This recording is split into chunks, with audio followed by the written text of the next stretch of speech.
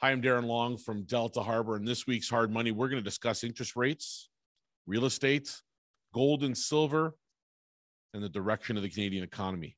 Stay tuned. You won't want to miss this one because there's a lot to unpack, and we want to get right into it now. There are no shortcuts to building wealth today. It takes time, effort, sacrifice, and diversification. But today, diversification means something different than it did in the past. You deserve a more secure way to protect and grow your wealth. At Delta Harbour, we take this to heart.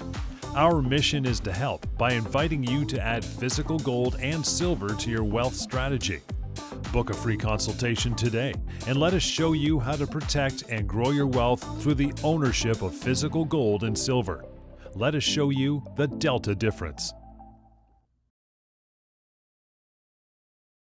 Hey, everybody. Welcome again. Another edition of Hard Money is here. We are ready to go. We hope you are as well. John Scholes and, of course, Darren Long here from Delta Harbour, deltaharbor.com.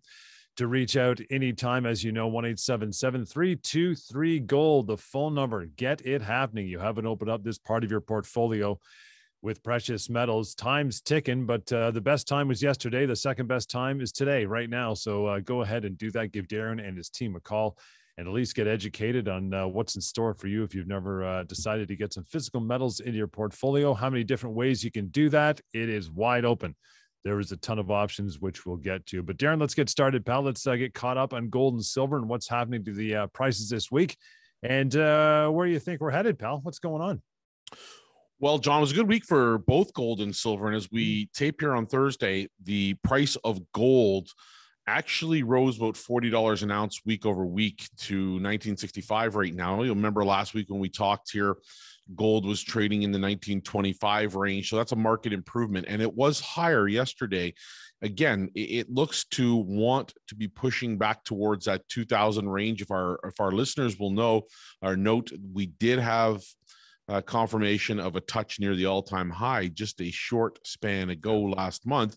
And it does look very much, John, in this is the mining sector. This is a lot that's happening right now in the gold area, in the gold arena, to want to move back towards that all-time high. And that's where we expect it's heading. Silver last week was trading in the 24.40 range. And this week, as we tape on Thursday, it's up a full dollar, 25.40 in that range, and was higher yesterday, almost at 26. And if gold pushes back towards 2000, again, we anticipate a breakout towards 30 for silver.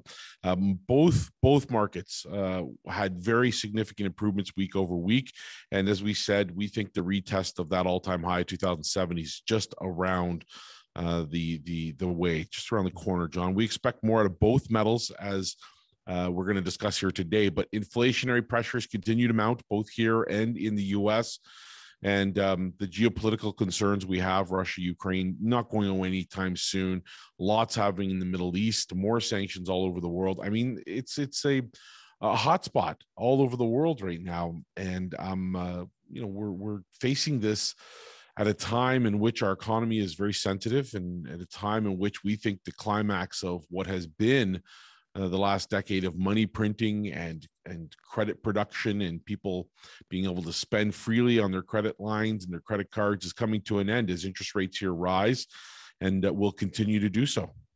Coming down as well, Darren, I guess no surprise. Maybe the amount is more of a surprise. The Bank of Canada not raising things a quarter point, but by 50 basis points. Everyone's like, wait, what?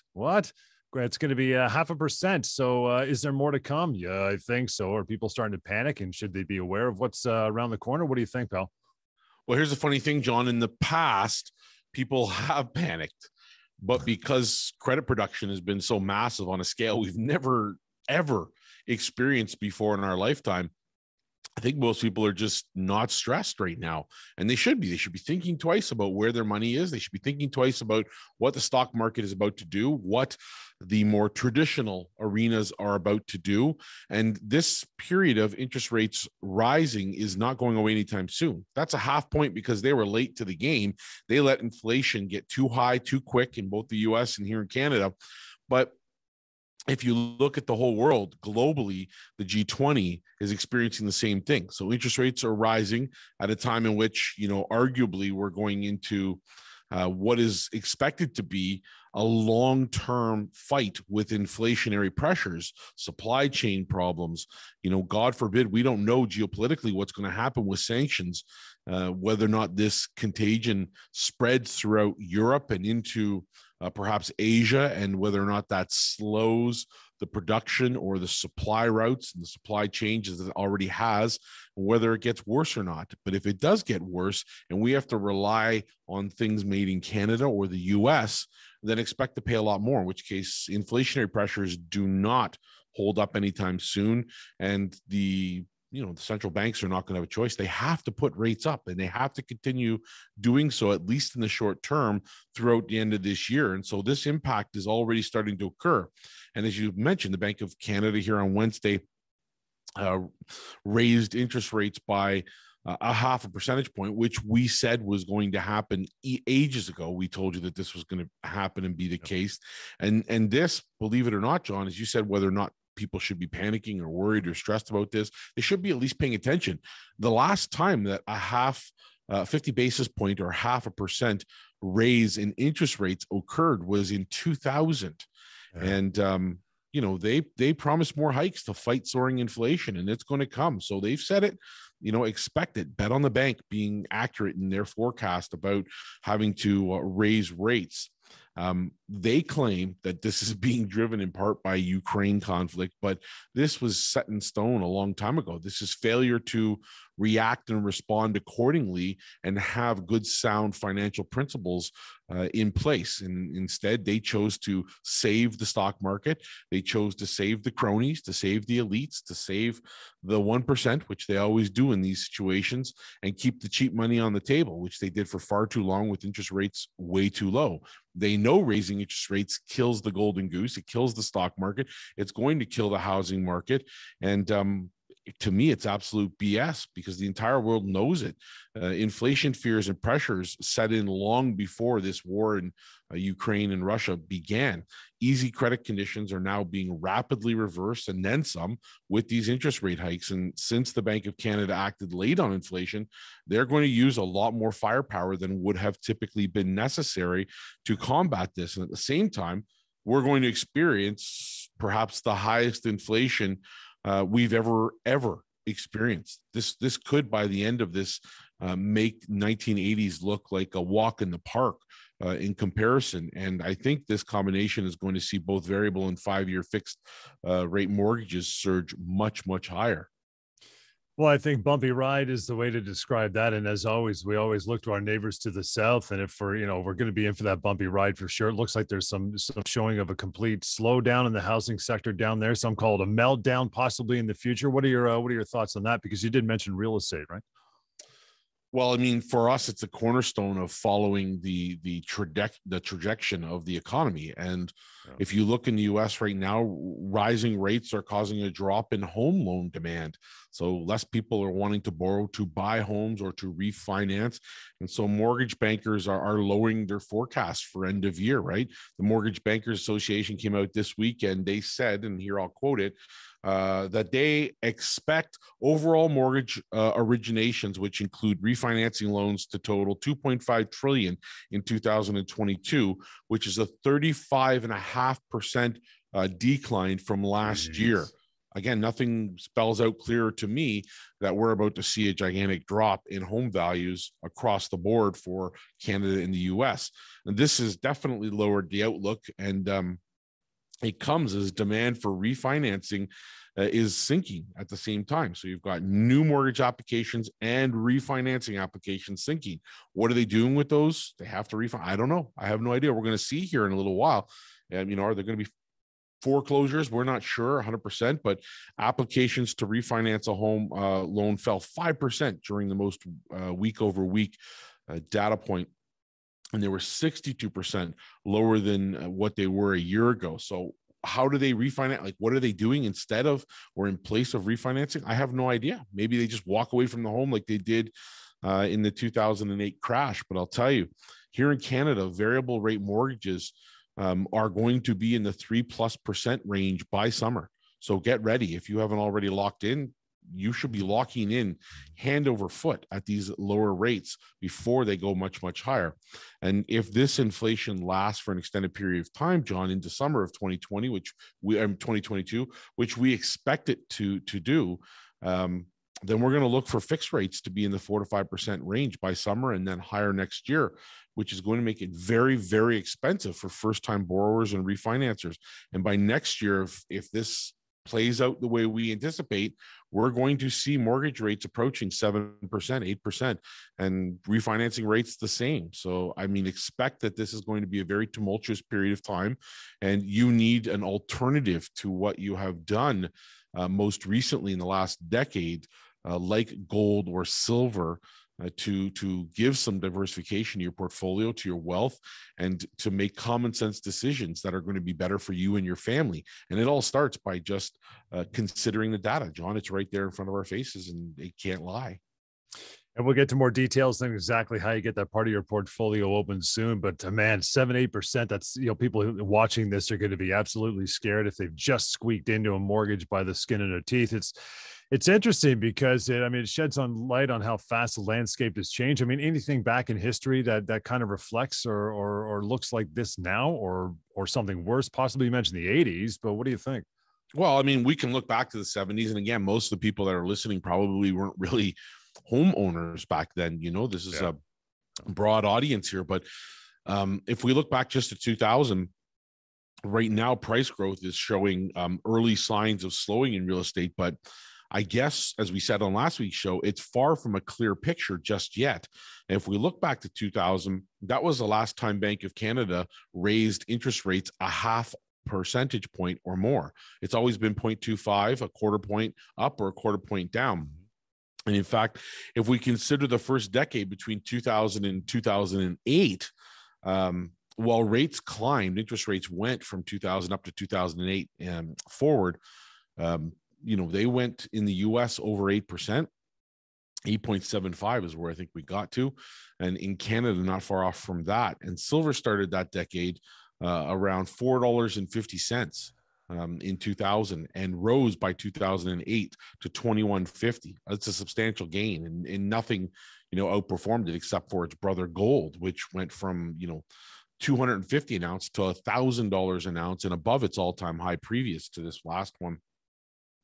And, that was in a period of time, John, in which interest rates rose, not fell. And that was in a period of time in which the economy was excellent, was growing organically, tons of growth, housing market booming, before we hit subprime and the breakdown of the financial crisis.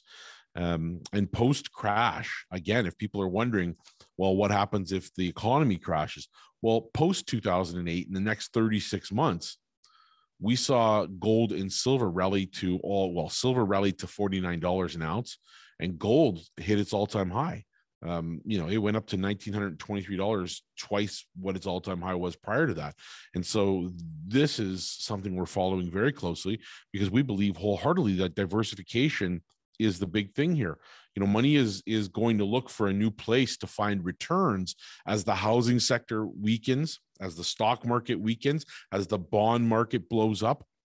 You're going to see, 2, 3, 4 cents of every 10 cents seek the metals markets. And that's exactly what we saw between 2008, 2011, and between 2000 and 2008. So I expect that to repeat itself.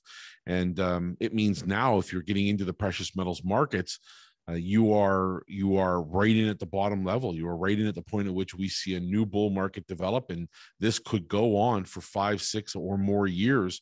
And it would not surprise me to see gold reach into the $3,000 to $5,000 range, while silver reaches into the $100 range, maybe more, $150 an ounce. Not at all. I wouldn't even bat an eye. And you've got a chance to buy both metals extremely lower in comparison to where that is right now. Yeah, it's you want to get on that for sure. At least get educated, ask some questions. 1-877-323-GOLD is the number to reach Darren and his team at Delta Harbour, deltaharbor.com. Online as well. You can actually begin purchasing in the e-store, which we'll give you more details on here in a little bit. If a trend, or at least a new trend, develops in real estate, what do you think? I mean, you've had real estate holdings before. You're pretty educated in this stuff. What do you think that's most likely going to resemble? Well, again, we said this time again, a number of weeks ago, we talked about the possibility of recession, and I think we're right on that. But we said recession would be anything but traditional because of the amount of printing, the amount of loose credit and free spending that people have had in this country and others. And we just said that, you're not going to notice a drop in home values right away because we don't know even that it's a trend. And because most people consume mainstream media as opposed to looking for alternatives to see what the real truth is, you don't see the initial stages of weakness in housing markets or the possibility of recession because they really don't discuss it or talk about it. It's not a comfortable topic, and it's a rather negative topic to discuss. But if we look in the GTA here alone, the data is pointing at a 7% month over month drop. And that's coming into the hottest part of the year for selling. And so when we see that, maybe in the grand scheme of things, it's not huge. But if you look at an average $1.5 million home, a 7% drop takes that value down to 1.395. So you're getting over $100,000 of loss in that value. And it's not necessarily a trend unless it continues. But because housing prices have shot up so fast over the last 36 months, it's not likely to be a very big sting initially. So it's not until you get into a trend and the housing prices fall against other rising values in gold, silver, commodities, and other assets that perform well during these tough, tumultuous, uncertain times. And it's not until that occurs that you're really going to be paying attention. However, imagine, John, if you're a new home buyer and you just bought in order to avoid paying the extra insurance premium, you wanted to put down 20% on your house, and you just put down, on a $2 million home, you just put down $400,000. Right. Imagine 1 month later, that 20% is now 13%. And we may not think about it because we don't look at these things. We don't read the fine print. Nobody does. But the reality is, think about the subprime mortgage mess. People who didn't put down that 20% or more, put down 5, 6, 7, paid the high premiums, might have been a speculative property or second or third speculative property like we're seeing, which is very common right now in Ontario and other places in Canada. If you're putting down that little amount, month over month, you just lost all your equity. Yeah. So you basically are in the hole right now because the value of your property, which you expected to rise, is not doing that. And ultimately, that's exactly the pitfall that we're heading towards. Exactly the same as what we saw with subprime. People were putting down 5%, and within the span of 3 months, the house lost 15, 20% or more. And then the bank came calling and said, hey, listen, we're taking way too much risk. And so for those that are out there who are looking to invest and be speculative in homes, you have to be very cautious right now because this is exactly what's happening. And if you walk away from your home, that's a foreclosure. And I think that we're going to see a lot of that, John, to be honest with you. Well, you mentioned this, seeing that this happens and knowing that you do a lot of Canadians have earmarked some cash or some money anywhere from wherever they have it for real estate and, trying to get into that market still, even though it's super hot and going down what's about to go down. What advice would you give them if you could chop off 3 or 4 points to people looking to do that? Well, think twice for sure as it relates to real estate. First of all, if you're a real estate owner and you have a mortgage, lock it in or pay it off or pay it down. Rates are only going to go higher. There's not going to be a reversal here right away. And unless the market falls completely to pieces, that is the stock market, and we are in a bailout or a bail-in situation, we're expecting to see interest rates continue to rise to offset the late start to combating inflation that the Bank of Canada has taken here.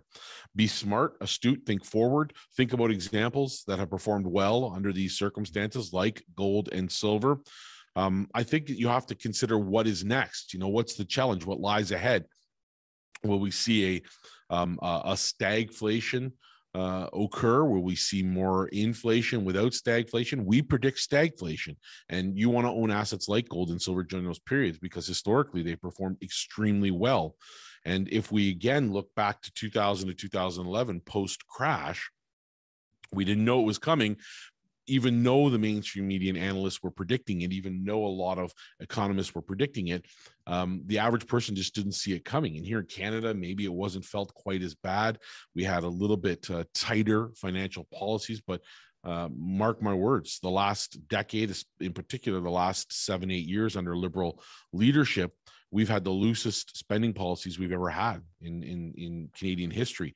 And the debt accumulation is something that has to be taken care of. We can't ignore it anymore, John. So we have to think about diversifying our wealth, and to think about what would be smart way to diversify.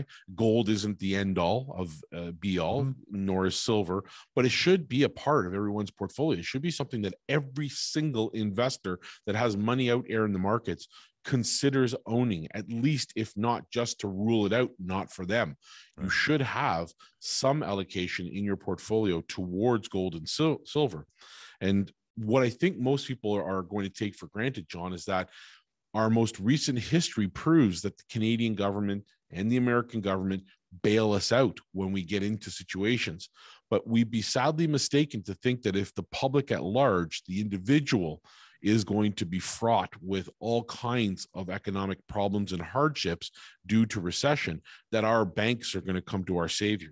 They're not. Our government is not going to come to our savior. It's what they do for corporations. It's what they do for the elite. It's what they do for the top 1%. And everybody knows this. I don't know why we even beat around the bush about it anymore. Our banks will not save us, nor will our government. We are going to suffer dramatically on declines in our economy, and nobody will be there to pick up the pieces. They may bring interest rates down as a tool or a mechanism to fight recession when it happens, but outside of that, we're not going to be seeing the same type of support as we might have seen during a COVID pandemic or anything like that. It's just a regular recession. They're going to let it fall, and the chips will fall where they may, and we'll go from there. So the other part of that, John, have cash on hand, right? Loosen off your grip on your traditional markets, sell off things that have made you money. Take advantage of the fact that, stock markets have had a tremendous run, that you've probably got a portfolio full of stocks that have made a ton of money, and take care of yourself first. I mean, put yourself first, your family first, and pay yourself first. Always, always, always. You don't have to wait till retirement age in order to pay yourself first. Just make smart decisions and trim the fat, John. And I think that if you take a look, that's what is being said behind closed doors, behind the headlines, as we like to say so often on the show. Yeah. You'll see what's happening, and that the road we're heading down right now is a tumultuous one that needs diversified wealth, one that needs assets like gold and silver to help you through this, to support you, to protect your purchasing power as an insurance policy, and to make a ton of money going forward as both gold and silver benefit from higher prices due to all of these things that we've discussed. 1-877-323-GOLD. Simple. That's the number. Just have a conversation, get educated, right? Delta Harbour with the U, deltaharbor.com. So I mentioned earlier, Darren, we'd like to get into the options to get into these physical metals. People are going, okay, we know about the e-store. We just mentioned that online. You can begin literally from your laptop or your phone right now to buy some metals and get them part of your portfolio. What other options do you guys offer? Well, again, start at the website, John. That's the smartest place to start, deltaharbor.com. And that's where you'll find that we have direct delivery, buying online, taking it home, or buying in office, setting up an appointment, getting delivery.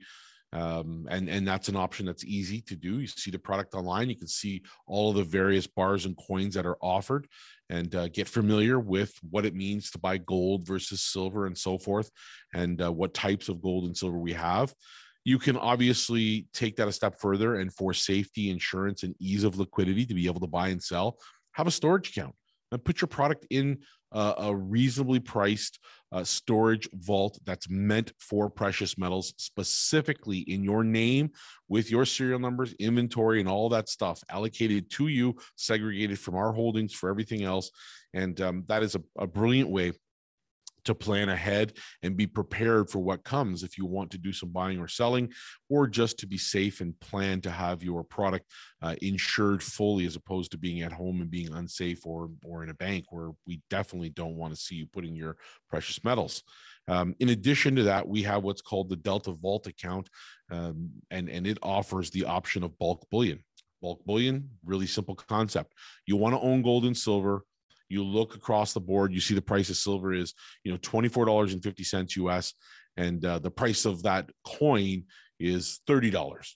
And you're saying, wow, I got to let the price of silver rise $6 before, I'm profitable. Well, these are the premiums we pay in this particular market now, because it costs us a lot more than what the paper price is to buy it, land it, and make it available to you, the client. So if you just want exposure to gold and silver, you want it in physical form, you want to know that you can convert to those bars or coins anytime, you want it insured and stored, you want to be able to buy and sell by phone, we use the bulk bullion account to do that. It means you're going to get 1-to-1 ounces. So if you want $100,000 worth of gold, you get $100,000 worth of gold. You want $100,000 worth of silver, you get $100,000 worth of silver. But you don't have to pay the exorbitant premiums that are charged in the marketplace, as we find balance between the bid and ask and what the fabricated price of a bar is versus the paper price of gold or silver. So that's an option for you as well. And in addition to that, the bulk bullion accounts are awesome because they allow you to take that collateral. Let's say you bought $100,000 worth of silver and the price of silver is about to rally. You think it's going towards 30, 40, 50 or more. Then you can take that 100,000 and turn it into more product, because we can, certainly you're not obligated to, but we can open up to you the usage of our collateral loan facilities, which allow you to use up to 80% of the value of your collateral to have more ounces of either gold or silver or both in your account. So that option is available through the bulk bullion program. Go to the website for that. And then last but not least, John, one of my favorites, most simple, people are allowed to put gold and silver in their TFSAs and RSPs. Cool. Whether they're with another institution or not is irrelevant. They can bring it over to us. We use Quest Trade as our partner on these accounts. And you can buy and sell by phone, just like a stock or a mutual fund or something else you hold in that portfolio, and still be able to trade your stocks, still be able to have a secondary portfolio full of all your favorites, in addition to having physical bars or coins of silver and gold in your registered account. TFSAs, RSPs, liras, your pensions. Maybe your pension is static right now. It's been given to you, the company folded, and you want to know what to do with it. An option is to take that money, convert it over, no fees associated with it. Just buy silver and gold, get the account open. And if your bank or institution does charge you a transfer fee, we'll cover the cost of that. No problem. We're happy to do that for you as a client. But John, those are the four main options: direct home delivery, storage, the bulk bullion program, with the option of the collateral loan facilities to get up to 80% more product in your account, which is awesome, especially if you think like we do, the price of silver is going to double or triple here. Yeah. And then last but not least, the registered accounts, where you can put physical bars of gold and silver in your TFSA, RSPs, liras, lifts, rifts, and we can walk you through that, no problem. All of it comes with our guaranteed customer service. It's the highest level in the industry. There is nothing better than this. I stand by it 100%. Our accounts all have 2 brokers on them. You will get us, not an automated phone service. You will be able to spend time with us, set up consultation, and carry us along the entire journey. Even if you take your product home, one service that we offer for you, you have to call us, because if you take your product home right from direct delivery and you want to keep it at home because that's the way you feel is the safest for you, we will support you when it comes time to sell, even if you're not in this province, even if you're somewhere else in the world or Canada. We will help you and support you every single step of the way. And as I said, that customer service is second to none, John. It's part of what Delta is as a brand and who we are as a company. So those are options available to you. It all starts, John, by just going over to the website, deltaharbor.com. Bases covered big time as we're done for another show here this week. Darren, want to give you the number outside so you can reach out to Darren and the entire team and just have the conversation like we just had. Get educated if you didn't pick anything up there. 1-877-323-GOLD, always the number. You want to go to deltaharbor.com, harbor with a U. Again, as Darren just mentioned, you begin purchasing online physical metals right from the website, and all those other options can be discussed as well. And of course, social media other than Facebook and otherwise, Instagram and Twitter and LinkedIn, all that stuff is Delta Harbor with a U. And we'll catch you next time, another edition of Hard Money.